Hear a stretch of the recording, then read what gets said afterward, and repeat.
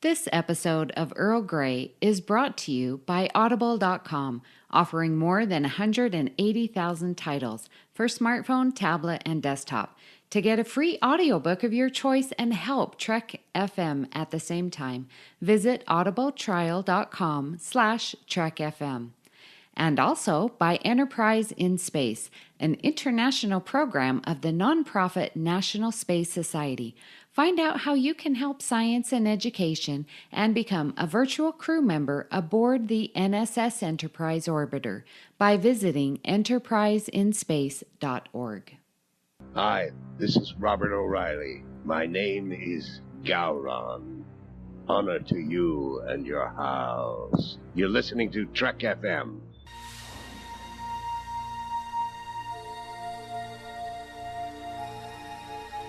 T. Earl Grey, hot.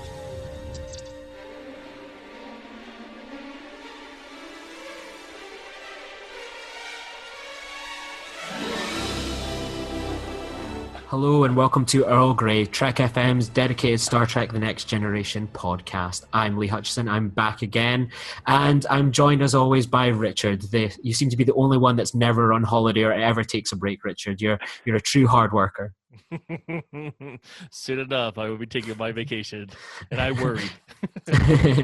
And, well, Amy is unfortunately on holiday today, so I'm sure she'll be as excited to listen in as she would be to take part. So today we're joined by Duncan Barrett, and I've got an exciting introduction for you, Duncan, to let people know who you are, which is shamelessly stolen from Amazon. Because if you've got a biography on Amazon, surely that's like the number one vetted introduction. So I'm going to go with that one. So Duncan Barrett, our esteemed guest today, is a writer and editor specializing in biography and memoir. He grew up in London and studied English at Jesus College, Cambridge. In 2010, he edited the First World War memoirs of pacifist saboteur Richard Skirth, published as Reluctant Tommy. He's co-author with Nuala Calvi, is that correct? Mm-hmm.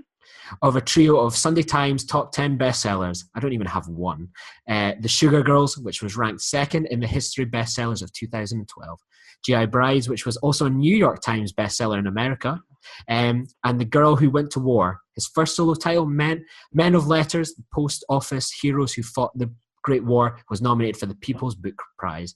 And as I'm sure he'll tell us all, he's written a Star Trek book as well called... I have, yeah. Exactly. It's called Star Trek: The Human Frontier. It's an old book. It's the first book I ever wrote. Funnily enough, it was I wrote it with my mother. My mother's an English professor, and this was when I was in my sort of late teens, and I was quite into Star Trek then, and she was kind of interested in Star Trek too. So we ended up doing this book together, looking at kind of literary, historical, the kind of influences on Star Trek and Star Trek's kind of cultural meaning in a sense. And so that book came out in around 2000, and then last year for the big 50th anniversary, the publishers wanted an updated edition. So I went back and rewatched a lot of Enterprise and kind of late Voyager and so on, because that was the sort of cut-off point for the original, the first edition, and tried to weave those things in.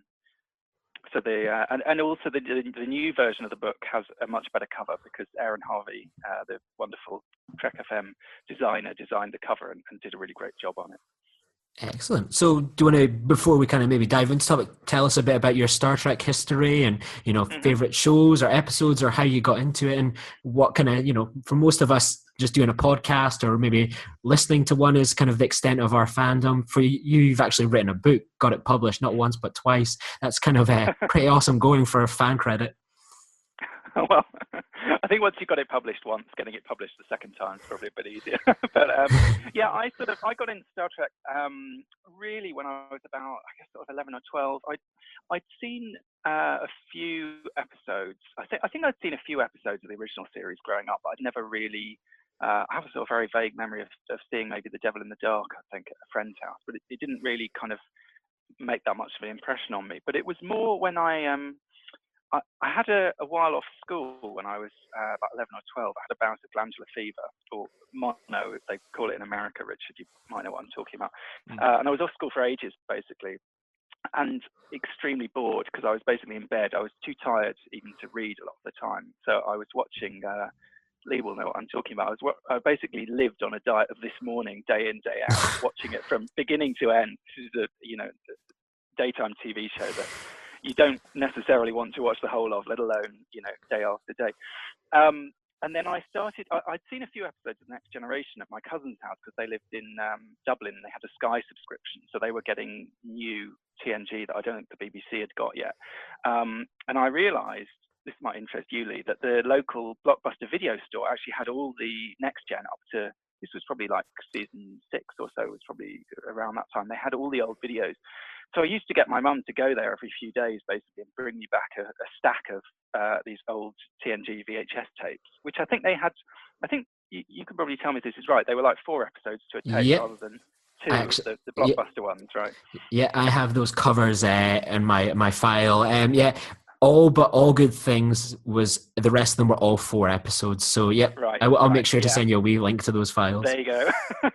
So that was basically my kind of Star Trek education, was just sitting in bed day after day, ploughing my way through these tapes and, kind of getting myself caught up on Next Generation that way. And then I think that must have been around the time that DS9 was launching. So I sort of got into that from the beginning, and Voyager obviously from the beginning too. And that was sort of my kind of early fandom. And then I guess I watched Voyager through to the end. I gave Enterprise a try, and then I don't know if it was partly the show, but it was also partly I was sort of going to university around that time. It was I kind of drifted away from it basically. I think the combination of Insurrection, Nemesis, plus Enterprise kind of killed it a bit for me, and so I went into a bit of a sort of a less hardcore fan period. From then on for quite a while. I still, had a load of the DVDs. I'd watch the odd episode or film now and then. It wasn't really a big part of my life. And then a couple of years ago, my son was born, and basically he wouldn't sleep at night. The only way we could get him to sleep was he would sleep like cuddled up on someone's chest. So basically, I would stay up a lot of the nights through the night with him in a sling on my chest, trying to stay awake. Because obviously, if I was sitting on the sofa in the living room, if I fell asleep, then we'd fall off the sofa and crack the baby's head open. And so I was desperately looking for things to kind of basically keep me awake through the night. I had a set of headphones I was watching the TV on so I wouldn't wake him up. And so I started going through my old DVDs. Basically, I started watching Next Gen from the beginning again, not expecting very much of it because I had a sort of memory of these, early seasons being pretty ropey, and actually really enjoyed it. Even the good episodes, but also, even the less good episodes. It was quite an amazing experience. And I sort of got back into it that way, and then I got into listening to Trek FM podcasts as well. They were very good for the late night feeds and that sort of thing, especially To the Journey, because it was a perfect sort of short, chirpy podcast, just the right length for when you get woken up at 3 a.m. and have to go and make a bottle of milk and need something to keep you going that isn't caffeinated. So I sort of got into Trek FM like that, and that kind of encouraged me to go back and watch a few more Star Trek episodes, and then really I guess we're partly working on the second edition of the book. I got much more into it again last year, but also I decided to do the From There to Here complete works rewatch. Because I've had a bit of a head start anyway with the episodes I've been watching, and that was just an amazing experience. Really, going back and watching every single episode. It was at times it was a bit of a trial. I mean, it's a lot to get through in a year, but that was just an amazing kind of nostalgia trip. A lot of it for me, going back to these episodes, and in many cases I remembered where I'd seen them the first time, but then also coming back to them with kind of new eyes after a period of time, because I guess they were like those sort of favorite episodes that maybe I had gone back to in the meantime, but then other ones that I literally probably hadn't seen since they were first broadcast. And when you're in your mid-30s watching something, you're viewing it through different lenses really to if you're a teenager, and appreciating different things, picking up on different sort of themes or different aspects of those stories, and that I guess sort of brings me up to now. That's such an excellent story there, Duncan. So thank you so much for coming on, first and foremost, to share your story. But that's not where it ends. That whenever we get someone to come in and join the team for a week or two, we always like to throw the forum open to them. So you've picked quite an interesting topic for today's episode, Duncan. Do you want to tell people what we're going to be discussing today?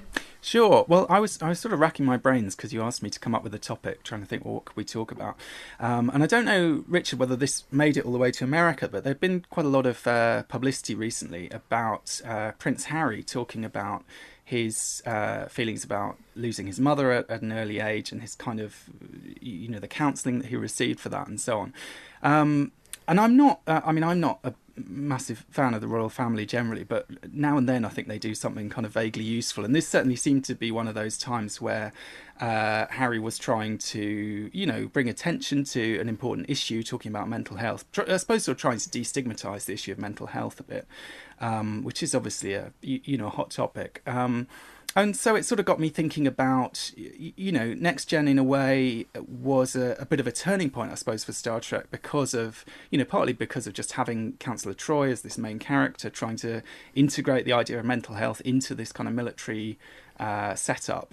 So I sort of thought maybe it'd be interesting to just talk about the ways that Next Gen looks at mental health issues, the way that the character of Troy is used in particular, and kind of how that differentiates it from the other Star Trek series, both the original series but also later series like DS9 and Voyager, which I think treat mental health issues quite differently.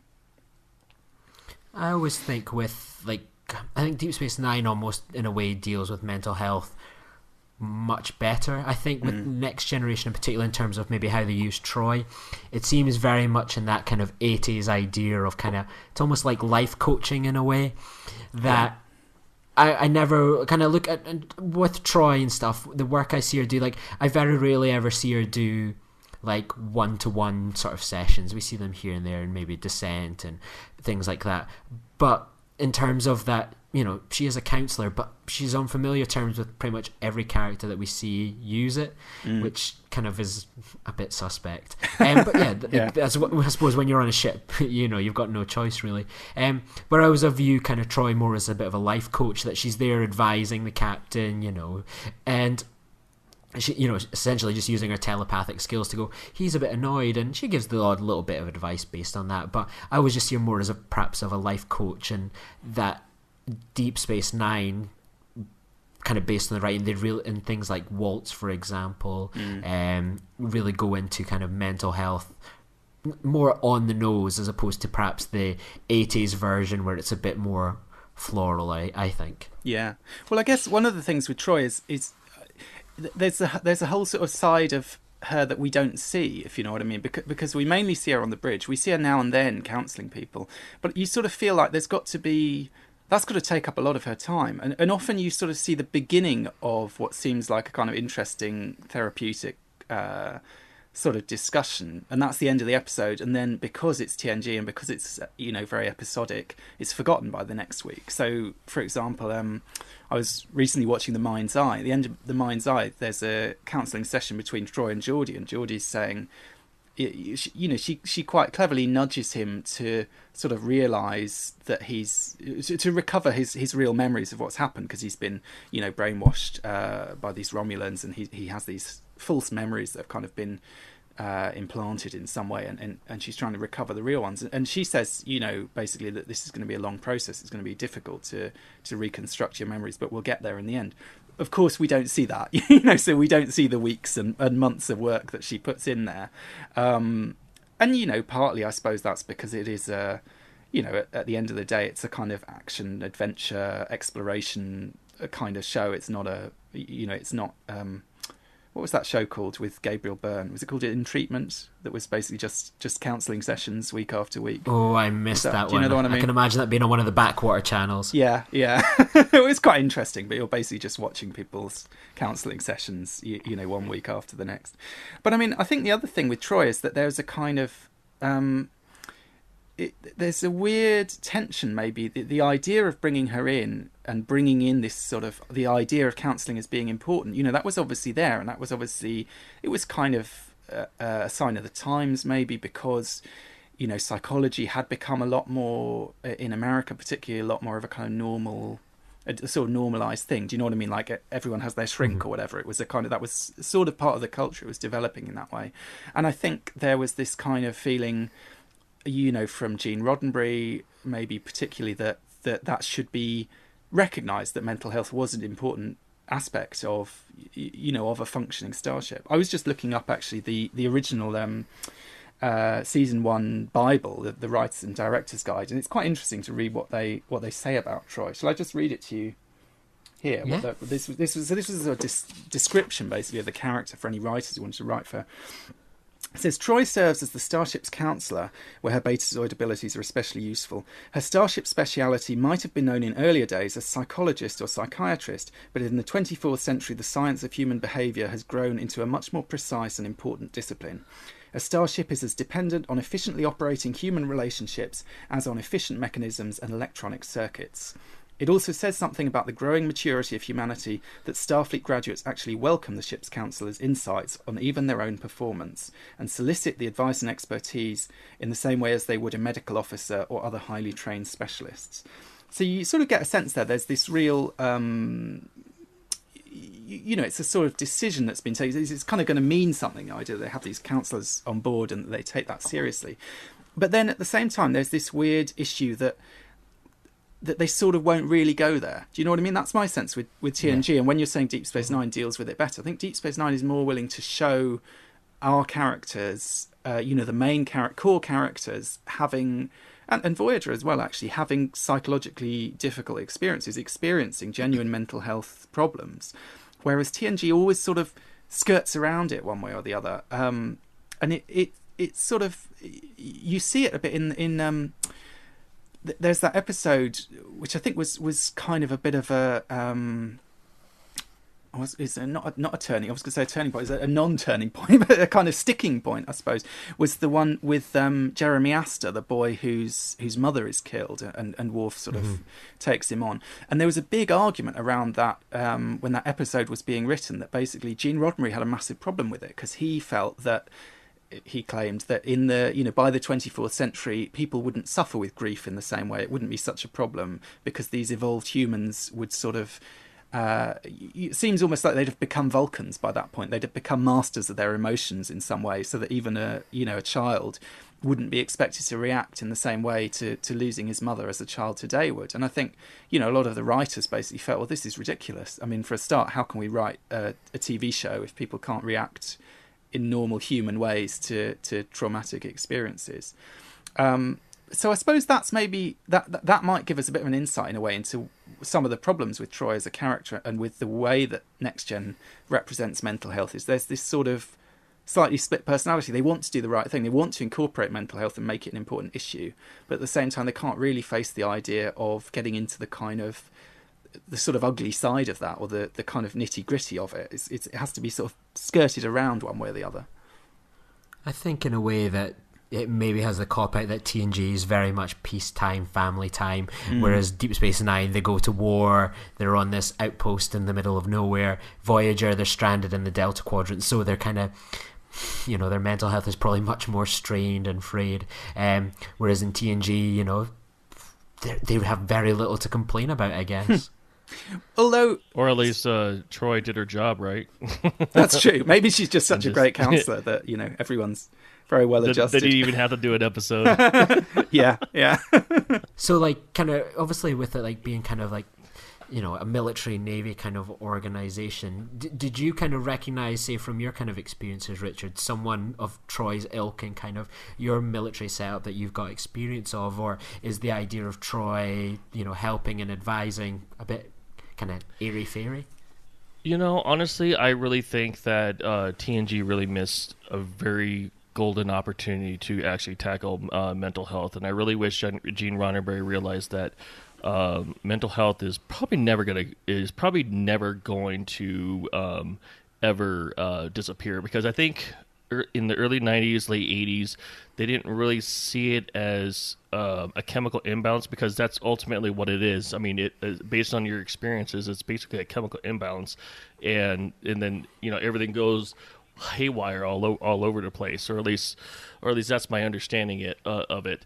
And I really wished that they would understand, because I mean, I think at that time, really, PTSD really wasn't understand. It was called shell shock beforehand, and I think it recently just became PTSD and now PTS, whichever one you choose. But like it's. They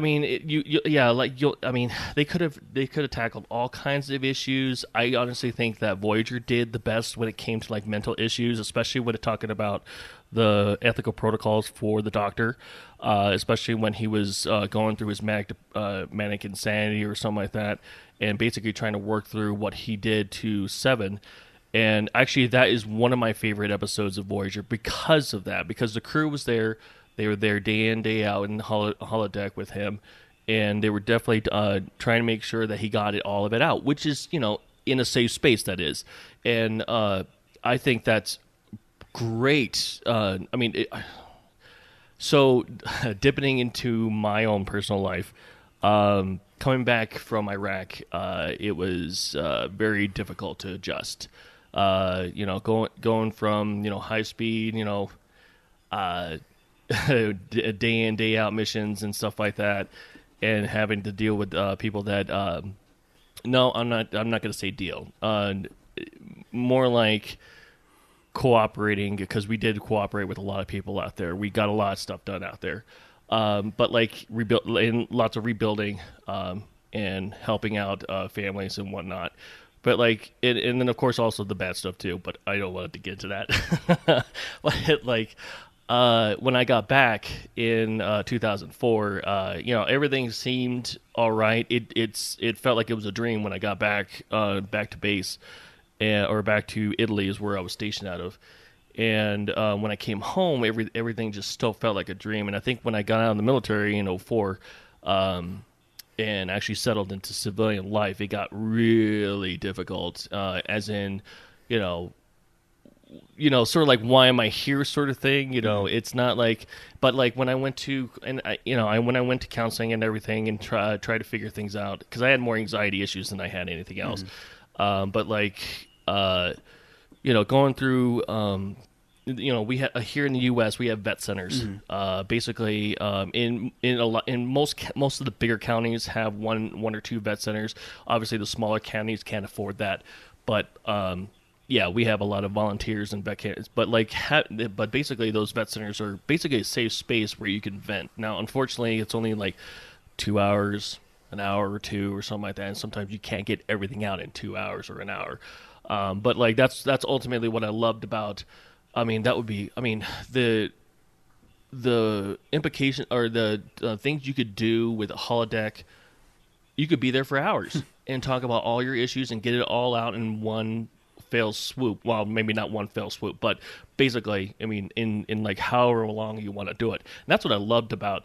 That's what I loved about that episode, is that that he could vent all his worries, basically to anyone, or even a hologram that could interact with them and be a counselor or something like that. And yeah, but like I said, the Voyager did that. Granted, Deep Space Nine is definitely one of those series that I attached to pretty hard to, mainly because of the war. Yeah, I've been through all that, especially when Nog lost his leg. It was, I didn't lose any limbs, but you kind of, when we're all out there, it's kind of like what we lose something, a piece of ourselves. Like, what was it? Jarhead is a perfect example. We're always out in the desert, and we will never leave. And in a sense, that's kind of how I feel, about when we talk about like PTSD issues and what you leave on the battlefield and whatnot. But like, Star Trek is fantastic. Star Trek is fantastic, especially Deep Space Nine and Voyager. I really wish they would have done something with TNG. I really did. And Enterprise is another good one too. I really like what they did in Enterprise as well. Lots of discussion about I don't know exactly about mental health, but they do talk about more how people deal with it, tragedy. Some people avoid it, some people, and obviously you can tell, like, Tucker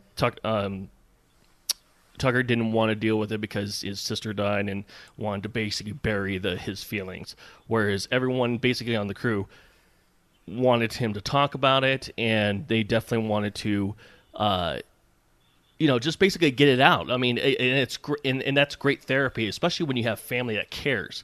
I mean, I have a great supportive family here that, we've talked about it quite a bit, and we talked about the horrors of war and everything, but even I mean, you don't necessarily have to be a veteran of a war or anything like that. You can experience any kind of personal trauma and basically go through what I went through.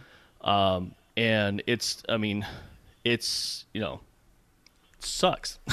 I'm curious. I mean, because it's interesting. You're talking about like when you come back or when you sort of return to civilian life or whatever, and through the veterans associations and so on, there's counselling available. I mean, I'm kind of curious. What was it like when you were actually in the forces? Because obviously, I guess like on in Star Trek, and the big thing is having the counsellor on the ship, so it's a sort of ongoing thing.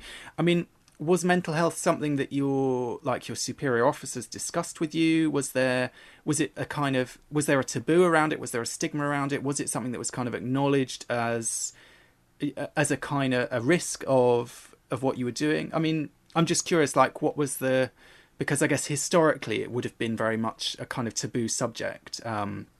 And obviously maybe what they're trying to show in TNG, whether or not that it kind of works in terms of how they develop it, is that, that mental health isn't taboo anymore, and that, it's sort of understood that having a counsellor there so that at the end of a battle or at the end of literally on hand, essentially, so that people can go and see her. I'm just sort of curious how that, lines up with your experience in the contemporary military, and, how those issues are sort of dealt with. That's actually very interesting you say that, because obviously we know Gene Roddenberry was World War II, I think it was. I think it was a bombardier or something like that. Yeah. So he would probably know about more about this than I would, and mainly because of his what generation he was a part of.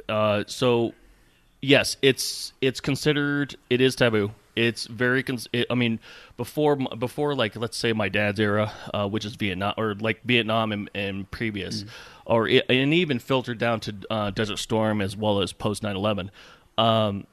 It's all right. I'm just gonna say it. It's a pansy freaking. Basically, it's a pansy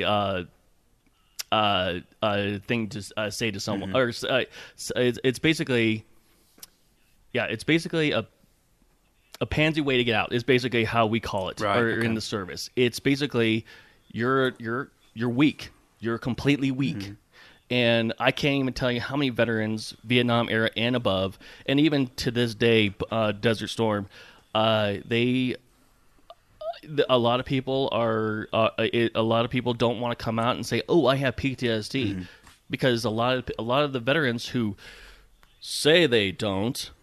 And I mean that in quotations, that it's just that you're lesser of a person than I am or am. It's like, I'm not going to say I'm not. I mean, and it reminds me of an argument that I had with some of my former unit members, and going through my issues and everything, and I was like, everyone has a different boiling point, and yours might be higher than mine or this person or someone else, but eventually you'll get there if you have enough trauma. And that's ultimately, when I got out, I had nothing but support. So I never came home. Well, no, I got accused as a baby killer in Dulles, but yeah. But yeah, when I got back from Iraq, I came in. I confronted basically. Well, I didn't confront. I ran into more like it, into an activist group, an anti-war activist group, and basically got called a baby killer, and everything. Even though I joined before the war even started, but whatever. I did my job. So, but yeah, like it sucks. It sucks that people have to go through that, and it's one of those things that it's gotten less and less over the years, and I think to this day it's actually not I haven't heard anyone call anyone names, call them weak or anything like that, or whatnot. And I have quite a few veteran friends who have been overseas. But yeah, like it's, well, maybe not to their faces. I don't know if they do it behind their backs. I honestly don't know. So what would be, I mean, but like, so I'm just curious, say when you were out in Iraq, I mean, was there any kind of mental health provision on hand in the field, or would it be very much something that would have to happen, back home in America? I mean, because obviously you have medics in the field, don't you? If someone's physically injured, you've got someone who knows how to stitch them up or whatever. But so if there's psychological stuff, is very much something that you bring back. I mean, I'm just thinking from a Star Trek perspective, it's kind of interesting because you see, so we have the counsellor on the ship who's kind of in the thick of it, and they're day by day.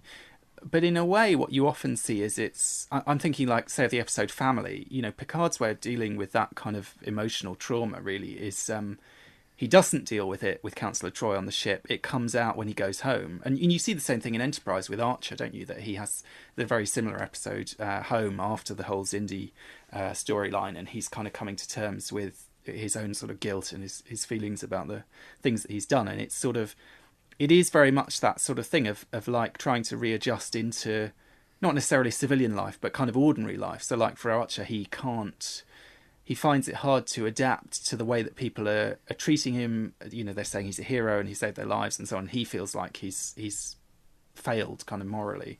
And I suppose with Picard, there's this sort of element of, because he's considering quitting Starfleet, he's considering, throwing in his career and taking up a civilian career instead.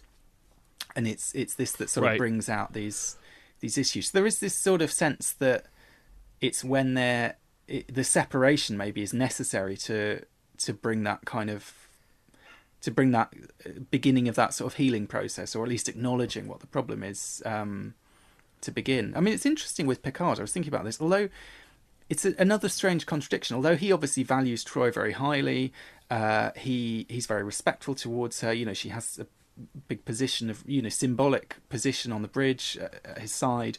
But he's actually not very good at talking to her. I mean, I was thinking both in Generations and First Contact. I mean, in First Contact, she's down on the planet, so they don't have much to do with each other. But he's a bit in denial when he does have more serious kind of mental health sort of episodes. He kind of pushes her away. I mean, in Generations, he does talk to her in the end, and there's that very moving scene where he talks about having lost his brother and his nephew. But before you get to that point, several times he's said to her twice, I think, "Oh no, don't worry, I'm all right. It's fine. There's nothing wrong."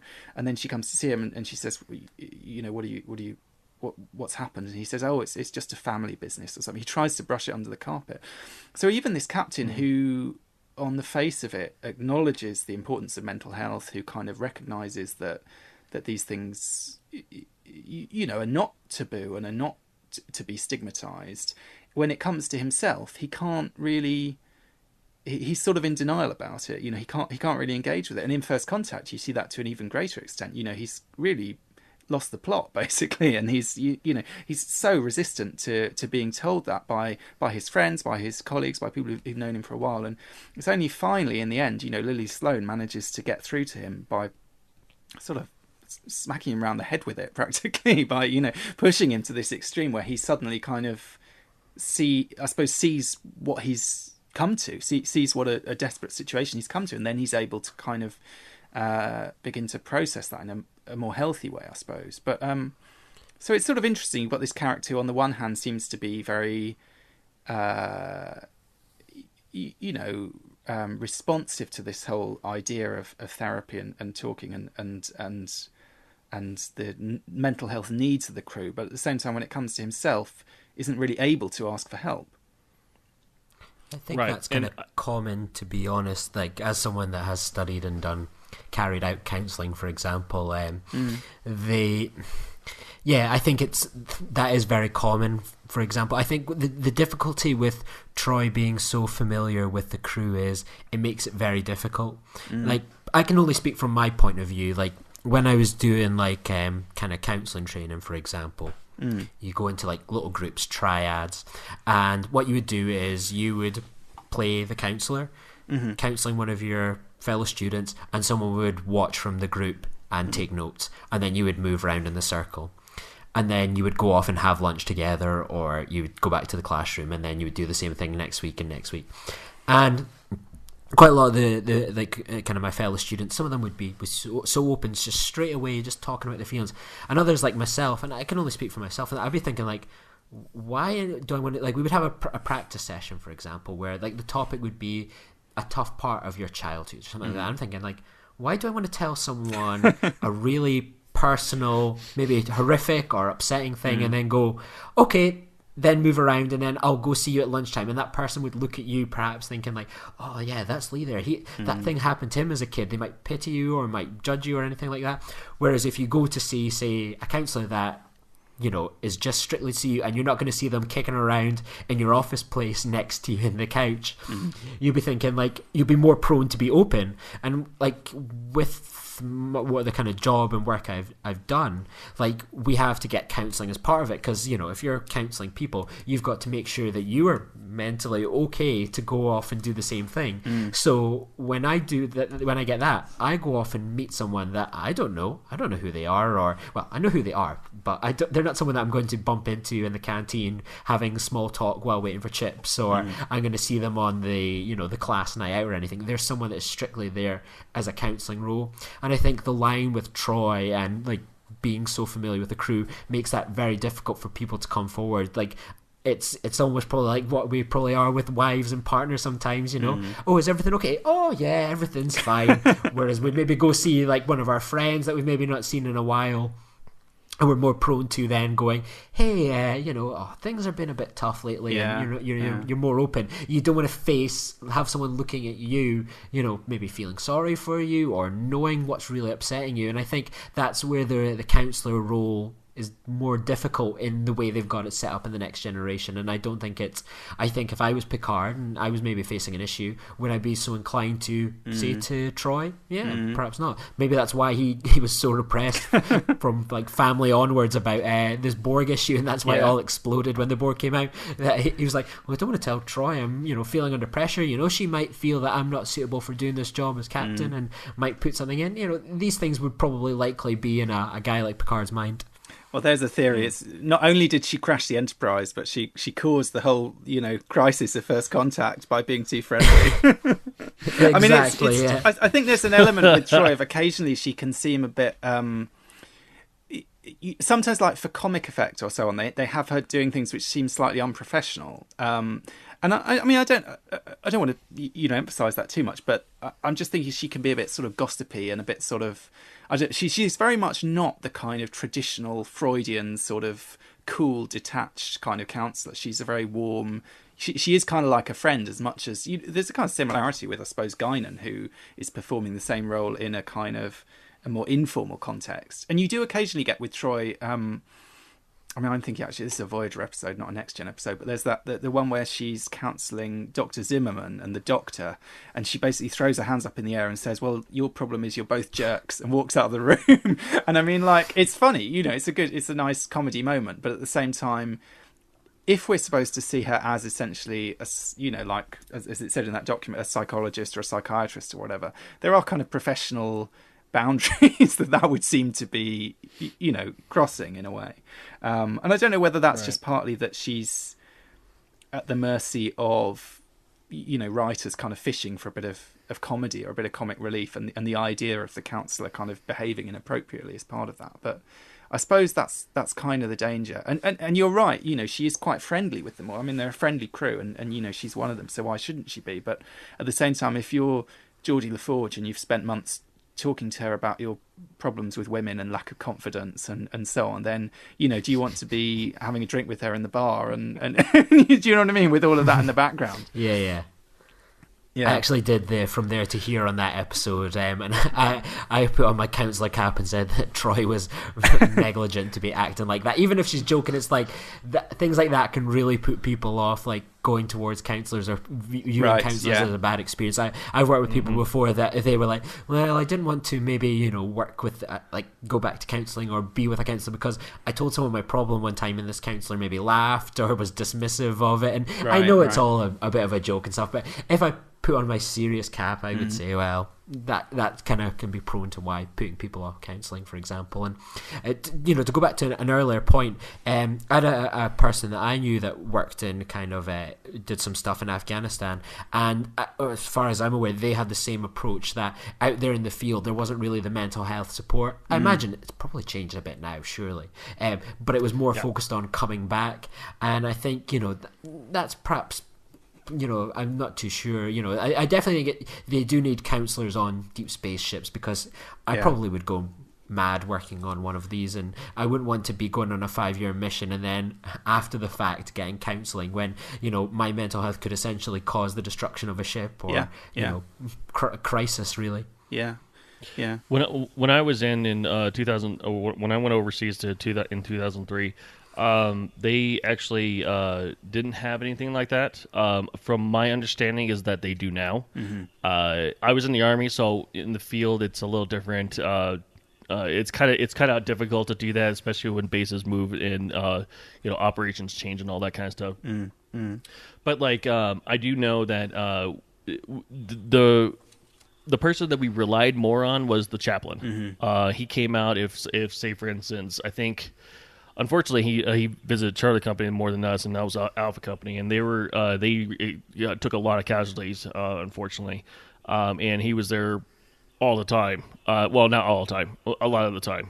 We barely saw him, but it definitely fell to the chaplain, because I think he was the only one that actually had any kind of counseling experience. Because like I said, we had a medical team and a medical platoon, and all they could do was patch you up physically. I mean, mentally, no, I don't. Yeah, as far as I could tell, they had no one like that. But if someone got bad, or anything was a danger to everyone else, mainly because of their mental issues or whatever was going on, whether it be personal or combat, they actually got medevaced out in medical evacuation. That's what medevac means. But they usually got medevac to the next biggest hospital, and we did have a hospital over there, and I think it was either in Balad or Baghdad. It might have been at Kuwait, over at Kuwait. But they flew them out to whatever the nearest hospital was that had those facilities, and that's how we dealt it. Now I don't know about Navy. I'm assuming they do. I mean, as big as the ships are, I would assume they would. Because you have a stationary point for having someone have an office or something like that. Exactly, yeah. It's a little different in the Army. You can't really have a fixed position. Have a tent, counselling tent with double thick canvas. It'd be very difficult with the kind of incense sticks to be able to keep them kind of just burning away. You can just imagine the wind blowing through in the sand and just trying to counsel someone and thinking oh God, there's some sand in my shoes, and just try and act interested. You're focused on what they're saying, and you're like, God damn, get this sand out of my boots. Yeah. I guess it's interesting what Richard, what you're saying about the chaplain taking on that role in a sort of semi-official capacity. I suppose that's what you see with Guinan, being the bartender and being the listener, and Guinan very much does perform a counselling role. To Picard, she's the kind of the voice of reason that he'll listen to. There's that episode where she is basically counselling Beverly, when she pretends she's got this tennis injury and she needs to see her, and in fact it's a complete ruse. And I don't know whether maybe partly, Troy as a character suffered from the fact that they brought, that Whoopi Goldberg turned up and said, basically, write me a part in this series, and they came up with this part for her, and it kind of, it steals a bit of what really ought to be Troy's role in some ways, that you've got this other character who's sort of performing a very similar function but in a less formal setup. Right. And I don't know whether, because there were a lot of issues around Troy in the early years of TNG, I think. I mean, Marina Sirtis said she thought she was being fired, essentially, at the end of the first season. And then, I guess because Gates McFadden left, and Denise Crosby left, they couldn't fire her, really, because she was the only woman they had left. And they couldn't really get rid of all three of them at once. But so I guess there was always that sort of sense they weren't quite sure what to do with her. And then they brought in this other character played by a big movie star who, maybe to some extent took up a bit of the space that maybe Troy might have been expected to occupy. Well, and my only issue is, and I'm, being someone that's been through counseling for any kind of PTSD, my go-to person is not a young person. And I'm not saying that she wouldn't be able to do the job, and I'm not saying anyone that is younger or looks younger or whatever, can't do the job as well. I mean, I guess you would have to prove that, but like, it's like that's like me going to my brother for advice for something that I know he's not going to know. Yeah. Whereas my dad would know more than anyone else. It's sort of like that kind of situation, and and that's how I see it. As in, I mean, I'm not saying that I'm not saying younger counselors are. I mean, I'm sure that's different for a lot of people, but like for me, that's how I would see it. And to be quite honest, I don't think that Guinan took away as much as probably a lot of people do think. But I also don't. I also don't think that Marina Sirtis's character did enough especially when it came to counseling. Because other than her cleavage, I mean, I think that was the only reason why she was there, or at least for the first 2 seasons. But like, I mean, and it's great. It's great to look at, but after a while, it's like, really. I think there's something to be said about the idea that officers and men go find help and hope in the bar over seeking counselling. I'm sure there's something definitely to be said there. Yeah. Well, totally. I mean, I guess what you were saying about a young counsellor as well, you see that again with Esri Dax in DS9, don't you? Who seems even younger. I mean, I don't know, I can't remember what her... It's like pretty much her first assignment, isn't it? She's fresh out of, doing her psychology training or whatever. And I think that is very difficult for someone to come in a situation like that, and be counselling people who've experienced things that they haven't. Well, I mean, obviously counsellors deal with people who've experienced things they haven't, but maybe that's one reason why a lot of people go into counselling as a second career, don't they? It's people make that switch maybe later in life when they've had more kind of personal experiences themselves. And I guess with Good luck trying to get into counselling, that's for sure. I guess with Guinan, she's got that to a massive extent, hasn't she? Because she's, we know she's hundreds of years old, and she's got this whole sort of wisdom and. But I suppose, I mean, you were talking about the chaplain. I mean, the chaplains. I mean, I don't know about your chaplain, but like, I'm just still thinking historically, like in the First World War or Second World War, the company chaplains might be, only in their early 20s too.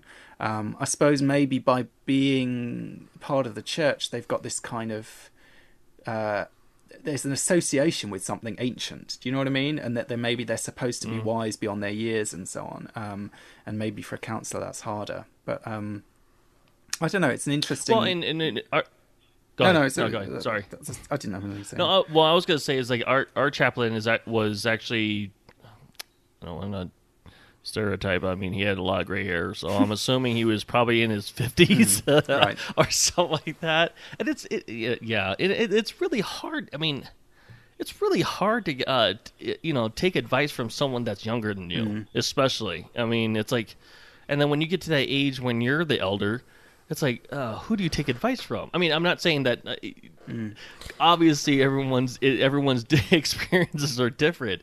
I'm not taking it away from that, but I mean, there's only so much a book or training can take you. I mean, life experience is, paid in, paid in gold. I suppose from someone that kind of in that line, like I think I can feel that way. Like I'm young.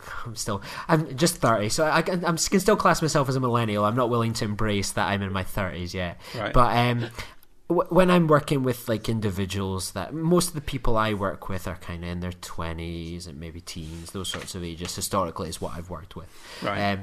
But when it's worked with kind of older people, they've got a different mentality towards these things, and they're not necessarily willing to trust it. It's something that, as you kind of point out, Richard, earlier, like it's something that's considered a pansy thing, a wimpy thing, or whatever like that. There's still that kind of old school attitude towards mental health and talking about the problem, and I think there's been kind of a lot of focus on that lately. I mean, you just have to look at kind of male suicide rates are just terrible. But I think that from kind of a counselling technique perspective, like the people that I've worked with that are older than me, and ultimately, like, you can have life experience, but some of the problems that, you look at all the different individuals that kind of come through my door and my roles and all their different backgrounds. I mean, I would have had to have lived 1,000 lifetimes to come close to ticking off everything that I've heard or people come in and say. Like, the best thing you can do is to let people talk in a way, and it's not necessarily give advice. We're not there to give advice as such, but we're more there to kind of open up the space and allow kind of exploring through things, and not necessarily saying you should do this, you should do that. It's more perhaps just giving a little bit of advice, having someone to listen to, and letting the person, whether it's yourself, Richard, whether it's myself going along, whoever that comes in through the door, letting them kind of take things where they're wanting to go, and then more so using kind of your experience, your training to kind of point the questions, ask them to explore and help them come to the answers themselves, as opposed to going, well, from my advice, this is what worked and what's that's worked. You see cases, but it's always that person-centered approach, having a different idea, treating everyone as their individual, and not saying, well, this worked for me or this worked for Richard or whoever, this might work for you. Like, let's see how we can make it work for you. And that involves a lot of talking and listening, as opposed to kind of advice, I think. I guess you're right. Exactly. Yeah. Sorry, go ahead. Just on this sort of idea of counselling someone older, I guess we do see that in Deep Space Nine with Esri counselling Garak. There's that episode where Garak's suffering from claustrophobia, and he is extremely hostile to the idea of any kind of therapy, and particularly from someone much younger than him. And he sort of says, "You're a child, you don't know what you're talking about," and he's very kind of contemptuous of her. I mean, I suppose at least with Next Gen we don't see that. The kind of reactions that people have to Troy, they do treat her with respect. They do seem to take her seriously. They don't seem to sort of... I mean, maybe occasionally there's a scene where someone is a bit funny about their needing therapy or whatever. But generally, it's sort of accepted. That's part of the thing. I feel like there are other episodes in Star Trek, though I can't think of any off the top of my head, where I'm sure like O'Brien or someone like that makes a remark about, not... Hard Times, is it? I don't know. Yeah, it might be, but I'm sure there's an episode of maybe it's Deep Space Nine. It could even be Voyager, where there's discussion about whether to have a counsellor on board or whatever. And someone sort of says, "Oh, I don't like it when there's a counsellor on board." Basically, I know it might be. I think that was Voyager. No, or it could I think that be was Voyager because I know. No, I know what it is. It's the episode of Deep Space Nine, The Sound of Her Voice. Which is yes. So it's just before yes. Esri comes on board, and they have this basically therapeutic relationship with this woman over the phone, over the subspace or whatever. And I think and that's the episode where O'Brien says to her, "I don't mind talking to you. I hate having to talk to the counsellor." As if that's sort of part of the job of being in Starfleet, is every so often you have to go and see the counsellor. And he doesn't like it, but he doesn't mind talking to this woman, which I suppose goes back to Lee's sort of idea that, you fight the person you meet in the bar you don't mind talking to, but the professional who is making notes and is going to put it in a report or whatever, there's this sort of anxiety about it. Just about the subject of age, though, I was just looking this thing from the TNG Bible. It actually says about Troy, this is the physical description of her, as tall and slender, appearing about 30 years old, but no doubt she's actually somewhat older. So there's this kind of idea that, I suppose because she's, half alien or whatever, that maybe she is meant to, and I suppose Marina Sirtis does play her as quite a sort of centred, quite a... she does have a kind of a calmness and a kind of wisdom to her that maybe seems a bit older. But so I guess there's that idea that her alien side gives her, in the same way as Guinan's does, but maybe not to the same extent, gives her a kind of a bit of age and a bit of gravitas and so on that they're obviously going for. And of course it also gives her empathy, which is, I mean, one of the weird things is with Troy, I think, that the counselling that we do see her doing, she doesn't use her empathy very much. I mean, you think like being a counsellor, being able to read people emotionally, that with that level of accuracy would be a massive asset. And in The Child, for example, in The Loss, when she loses her empathy, she basically says, "I can't do my job anymore. I can't do my job without this," and is really resistant to the idea that she could be a counsellor in the way that everyone else, any human being is, where they have to rely on, listening to people and reading between the lines and picking up on the subtext and all these kind of things to work out these things. But generally speaking, despite that, she doesn't make much of the kind of extra level of intuition she'd sort of have, except for, weirdly, there's again, going back to Voyager, there's an episode of Voyager where she's counselling Barclay, and I actually think I can't remember what the name of the episode is, but I think this is probably Troy's best, better than any episode of TNG. This is Troy's best counselling in some ways. She has this session with Barclay, and she talks to him about this girlfriend that he's got, and she picks up on a kind of a feeling that he's having unconsciously, that he's not articulating. She picks up on that there's something else going on beneath the surface, and actually manages to work out that this girlfriend turns out to be using Barclay, and it's a sort of phony relationship as far as she's concerned. And Troy picks up on all of this through a combination of, I suppose, her empathic abilities and, you know, and kind of emotional intelligence, and having the conversation with him. And it struck me watching that Voyager episode, that's what her counselling sessions should always be like. She should have access to more than an ordinary counsellor, if you know what I mean. Whereas a lot of the time, maybe she seems... I guess part of the problem with her is she's got this sort of super ability, and they don't want to use it too much. So there's also the kind of thing with Troy of... it can potentially ruin a plot because she can see through, you know, if someone's lying or whatever, she might know about it, or so they often have to find ways to have her not be there at certain points so that she can't basically resolve the crisis, you know, 20 minutes before anyone else can, because she knows, you know, she ought to really always know what's going on. So I guess it's that kind of dual thing that they're given her this extra power, but then actually it, in a weird way, is sort of tying their hands in terms of writing stories, because if they make too much of it, she becomes too useful and too powerful, and it kind of destroys the potential for suspense and mystery and all these sorts of things. If she actually knows, you know, if really she knows what people are thinking the whole time, whether they want her to or not. Troy would have been a great 80s detective, I think, with her just like going around with her mind reading abilities. You can almost just picture the opening credits just now. I think it would have been so kind of pretty spot on, I think. Well, there's that discussion in the Drumhead, isn't there, as well, of the idea of like using an empath as a kind of lie detector, and whether that's sort of legitimate from a kind of legal point of view. You know, can you rely on the empath saying this person's lying or they're not? So if that was, I'd hate to go to couples counselling with Troy, to be honest.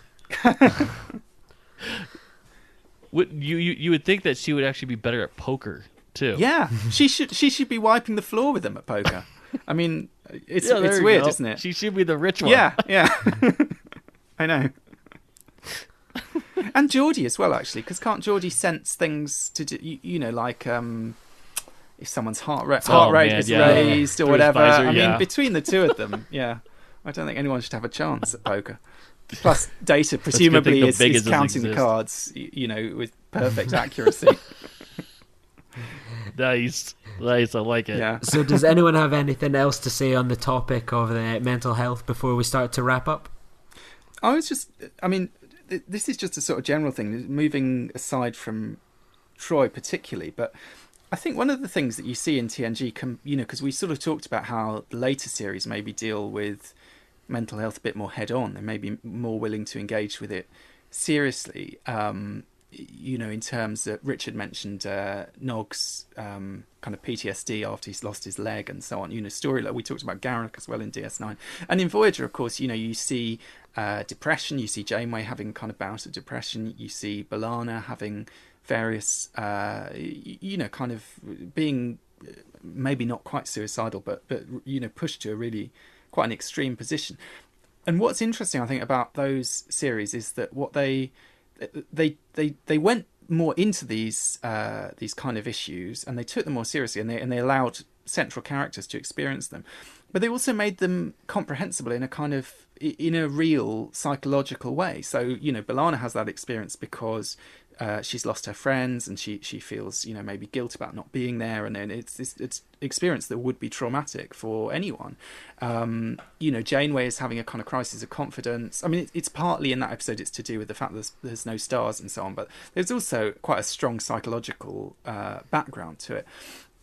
In Next Gen, when you have threats to people's kind of mental stability, I mean, I'm thinking of like, you know, Frame of Mind, or a good example actually might be Remember Me. So Beverly Crusher, you know, people start disappearing, and on the face of it, it seems like a kind of paranoia fantasy. Do you know what I mean? Like it's mad. Basically, the situation she's in, anyone would think that she was going mad. But she has that amazing line, doesn't she? Well, she says something like, there must be something wrong with the universe because there's nothing wrong with me. And that ultimately is kind of the next gen position. So when someone has what seems to be a kind of mental instability of some kind, there's usually a physical cause or an external cause. There's someone's, like Picard with the four lights, someone's been torturing him, or there's some spatial phenomenon that's affecting reality in some way, or that's affecting people. And you see that again in Enterprise and sometimes in Voyager as well, that people will get paranoid or whatever because of some, because of a particular kind of nebula or something. But so the mental health issues are in some ways they're not real. They're like sci-fi plot devices and therefore I suppose they're easily brushed under the carpet afterwards, because it's like, well, yeah, someone messed with this thing or this aspect of astronomical phenomena interfered with that thing, and then once you leave that behind, nothing really meaningful or sort of psychologically meaningful has happened in a lot of those cases. Not always. I mean, we do have the case of Picard with the Borg, obviously, which does sort of get picked up on a bit more. But most of the time, there's this sense that these kind of, they're not really real. A lot of the kind of mental health crises that we see, or that you might call that, they're not really real. And the only times where they are a bit more real often is they're maybe either the less important characters. So Barclay, I suppose, spends a lot of time in counselling, or you see these episodes about children, and it's interesting, they sort of feel able to show more serious mental health problems around children. So you have the story of Jeremy Astor, you have that story of the boy who wants to be a robot and goes around pretending to be Data. They can kind of tell that story because it's a child, and therefore it's somehow acceptable to them, whereas an adult acting up in the way that, say, Nog is I don't mean acting up, but reacting in the way that Nog is reacting. I mean, Nog's response is irrational. It's not reasonable. I mean, it's completely understandable. But he does have what you call shell shock or PTSD or something. He thinks he's having pain from a leg that's been amputated and so on, and he's not. He's responding in ways that other people who know him and who know the situation recognise are symptoms of a problem, in a sense. And you wouldn't really get that in TNG other than with, say a minor character or a kind of like a child or someone who is not really expected to be part of that senior staff or that main crew. And it's interesting, it sort of makes me think that in one way, with Next Gen, although there's been this whole thing of like destigmatizing mental health and having the counsellor and giving her this responsibility and putting her on the bridge and saying this is an important issue, this is an important person, on another level there is a weird sort of stigma around it because they can't quite bring themselves to engage with it, even though actually a lot of the senior staff on TNG, I mean, there was an early episode of Women at Warp, they talked about this, they've all got really traumatic pasts. Half of them are orphans. They've all, had their parents have divorced, or someone's died, or Tasha Yar was being chased by gangs of rape gangs, or they've all had these terrible things in their past that never really come up and that no one ever talks about. And for the most part, they're all just totally functional. So there's the kind of blind spot maybe that the show wants to emphasise the importance of mental health, but without really ever getting into the kind of the ill health of it. Right. Absolutely, yeah. I don't think anyone could have kind of summarised it better than that, Duncan. Yeah. Not to say that TNG is not a wonderful show. I mean, it sounds like we're damning it a bit. I mean, I just think it's an interesting. I think it's trapped historically, in the 80s, it's 90s hybrid, isn't exactly. it? And it's trapped at a moment where they're kind of trying. I guess what you see a lot with TNG, over other issues as well, whether it be like LGBT issues or, there's a lot of good intentions, and then the good intentions slightly fall short of what maybe they could have reached, because there's a kind of, I don't know, sometimes a bit of a timidity around certain issues. So they make, they go in with the best intentions, and they just don't quite manage to follow through on them. Mm-hmm. Absolutely. Yeah, and I think that's most of Star Trek when it comes to like those big issues, that you can only fit into like 40 minutes of television, and we can't throw it up with a movie. I mean, who would go? I mean, not saying anyone will go to it. I'm just saying, because it's all about action when it comes to movies now. Yeah. But like, yeah, just to go off of that, some of my favorite episodes that I watch is like, The Sound of Her Voice is one of my is one I watch. And also Memorial from Voyager as well. Especially when it deals with PTSD issues, and I really wish they would have figured something out. I mean, for Memorial, granted, Janeway said before that they have counselors on board, which apparently the doctor is not the only person that's on the medical staff. So, but like, it's. I really wish they would have, instead of saying, this Memorial stopped transmitting, so all of a sudden your issues are taken care of. Mm-hmm. Yeah. So it's like, okay, but like, as much as we've praised Deep Space Nine, I always think of the episode Hard Times, where O'Brien has 20 years of experience of living in a prison put in his head, and then by the end of the next episode he's back to being in the bar again and having a typical cheeky chappy chief. So I think Deep Space Nine, Star Trek, all of it has some way to go in terms of nailing mental health. Definitely. Well, and Voyager too. I mean, one of the things that I suppose is, I talked about that B'Elanna storyline, which I think is a great episode and very powerful. But then it's kind of dropped weirdly, having brought up this serious sort of crisis that she's going through. There's one other episode where there's kind of. It's not really clear. It's sort of implied that there's a connection to it, but it's really not talked about again. And it does. I guess the danger is it does sort of imply that a serious a breakdown or a serious mental health crisis can be fixed within a week. Somehow in the kind of magic of the future. And however good Counsellor Troy is, I don't think she can work that fast. It takes time. Well, thank you so much for coming on today, Duncan. We really appreciate it. It's so great to get you on here, and hopefully we'll get you on again in the future when one of us decides to go away and have a holiday. I could be your holiday cover, sure.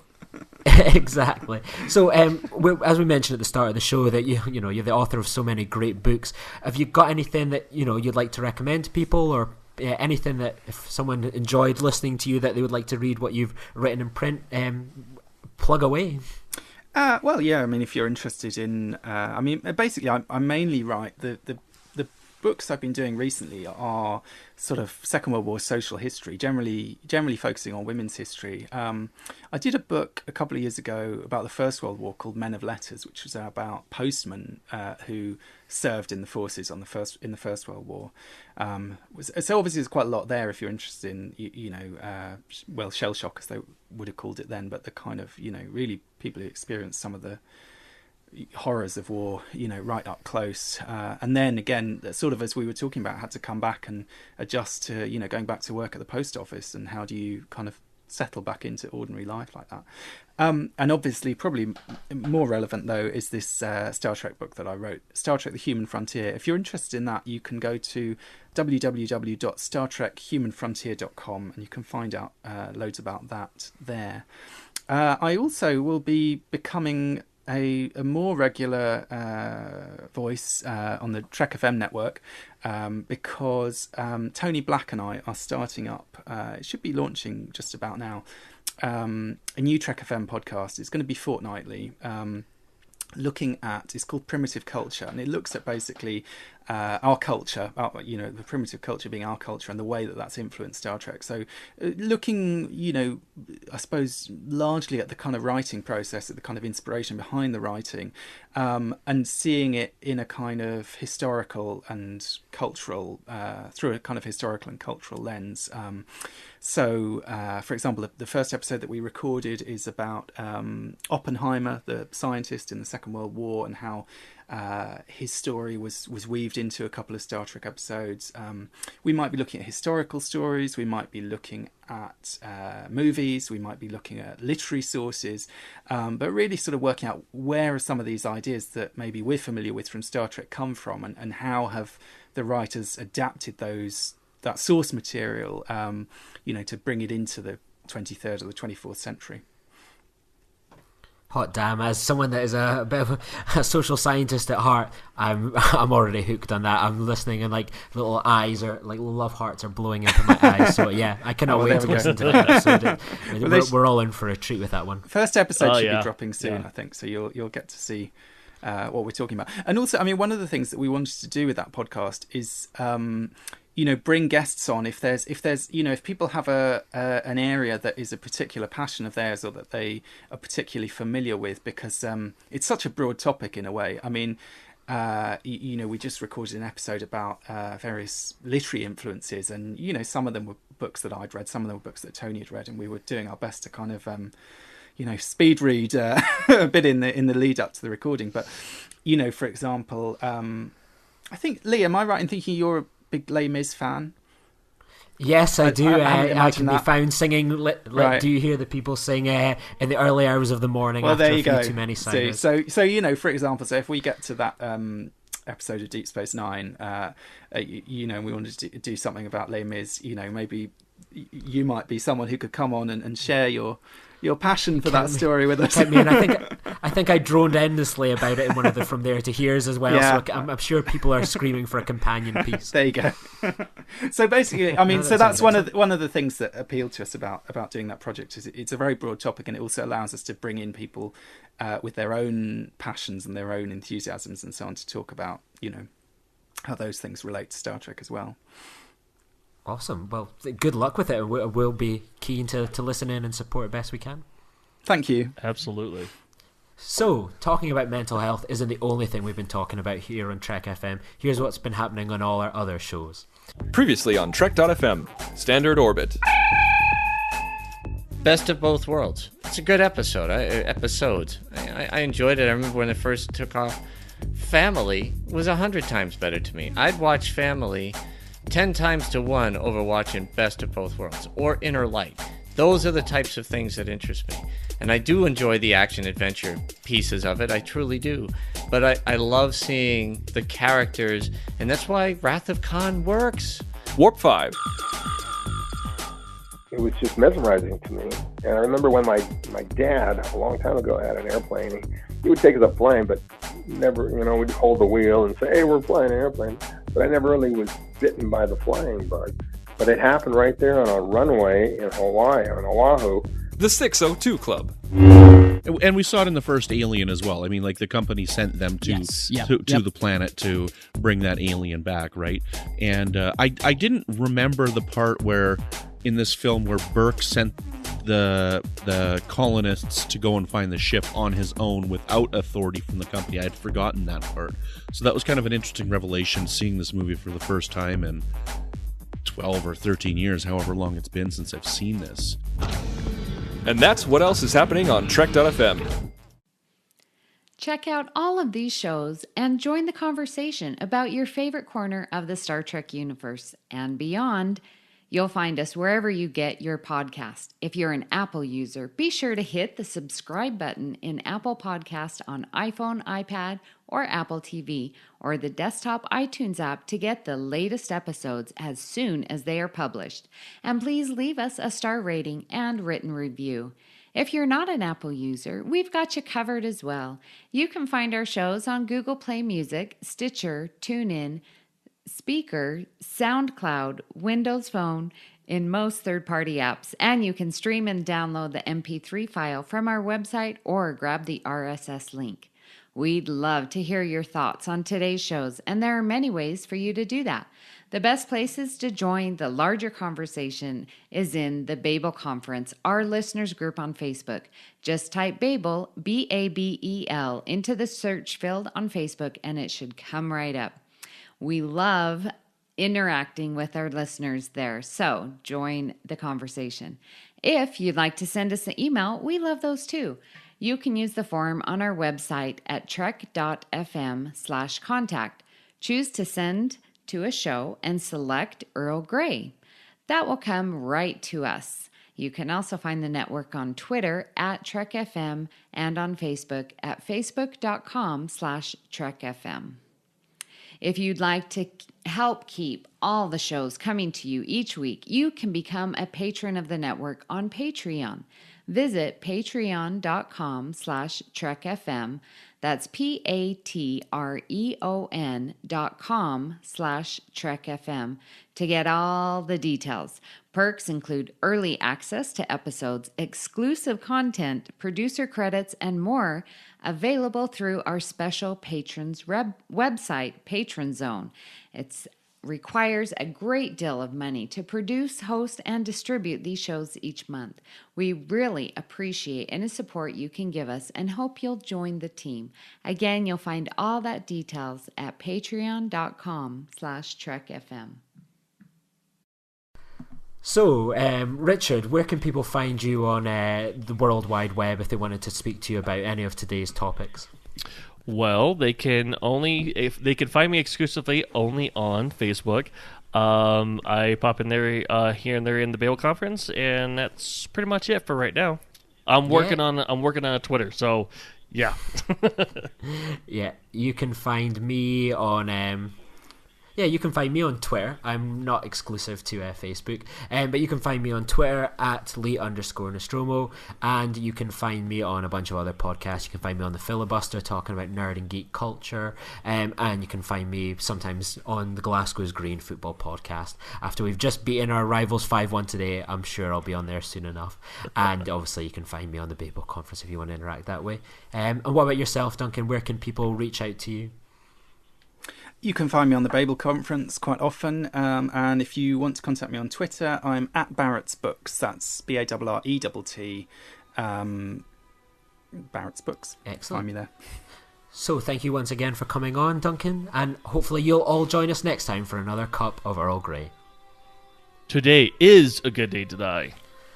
Get that fish out of the ready room.